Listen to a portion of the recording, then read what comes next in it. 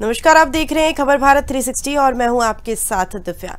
तो आज मतदान है और मेरी सहयोगी संजना ने आपसे कुछ जानकारी भी साझा की है। तो आइए जान लेते हैं लोकसभा चुनाव से जुड़ी कुछ अहम बातें। लोकसभा चुनाव के तीसरे चरण का मतदान आज होने जा रहा है। इस चरण में 11 राज्यों, एक केंद्र शासित प्रदेश की कुल 93 सीटों के लिए वोट होने जा रहे हैं। तीसरे चरण में 7 केंद्रीय मंत्रियों की किस्मत भी दांव पर लगी है। इसमें अमित शाह, ज्योतिरादित्य सिंधिया, पुरुषोत्तम रुपाला भी शामिल है। बता दें कि भोपाल लोकसभा सीट में इस चुनाव में 22 उम्मीदवार हैं।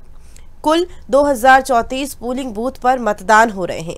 मतदान के दौरान 3 बार डॉक्टर निकले जाएंगे। साथ ही यहां पर 1111 पिंक और साथ ही साथ 70 मॉडल बूथ बनाए जाएंगे। आधे से ज्यादा मतदान केंद्रों पर वेबकास्टिंग होगी। बूथ पर सीसीटीवी कैमरे से भी नजर रखी जा रही है।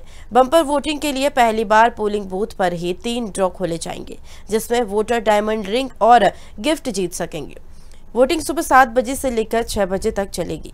पिछले चुनाव लोकसभा में 64% वोटिंग हुई थी। सूरत सीट पर भाजपा उम्मीदवार मुकेश भाई दलाल निर्विरोध निर्वाचित हो चुके हैं। तो वहीं अनंतनाग राजौरी लोकसभा सीट का मतदान अब तीसरे की जगह छठे चरण में होगा।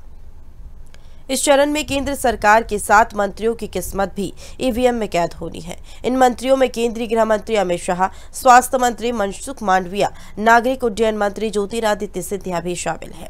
केंद्रीय गृह मंत्री अमित शाह गुजरात की गांधीनगर सीट से एक बार फिर से चुनाव मैदान में हैं। बता दें कि शाह 2019 में यहां से जीते थे। इस बार उनका मुकाबला कांग्रेस की सोनल पटेल से है।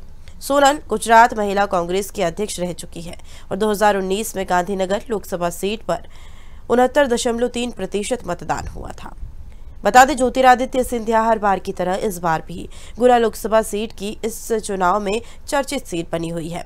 गुना लोकसभा सीट से भाजपा की तरफ से केंद्रीय मंत्री ज्योतिरादित्य सिंधिया चुनावी मैदान में है।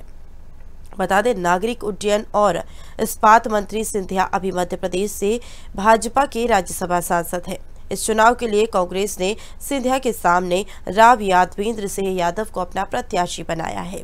जानकारी के अनुसार 2019 लोकसभा चुनाव में गुना सीट पर भाजपा के उम्मीदवार डॉक्टर केपी यादव ने कांग्रेस के टिकट पर उतरे और ज्योतिरादित्य सिंधिया को हराया था।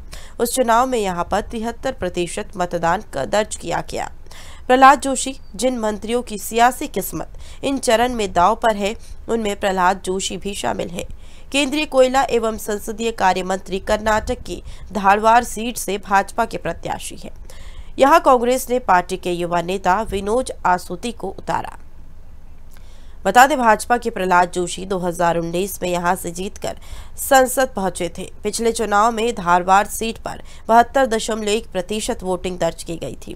मनसुख मांडविया महात्मा गांधी की जन्मस्थली पोरबंदर में भाजपा के उम्मीदवार केंद्रीय स्वास्थ्य मंत्री मनसुख मांडविया है। मांडविया अभी एक गुजरात से राज्यसभा के सांसद रहे हैं। इस चुनाव में उनका मुकाबला कांग्रेस के ललित भाई वासोया से है। भाजपा के रमेश भाई लवंजी भाई ठाकुर 2019 में यहां से जीते थे। पिछले चुनाव में पोरबंदर सीट पर 58.9% मतदान हुआ।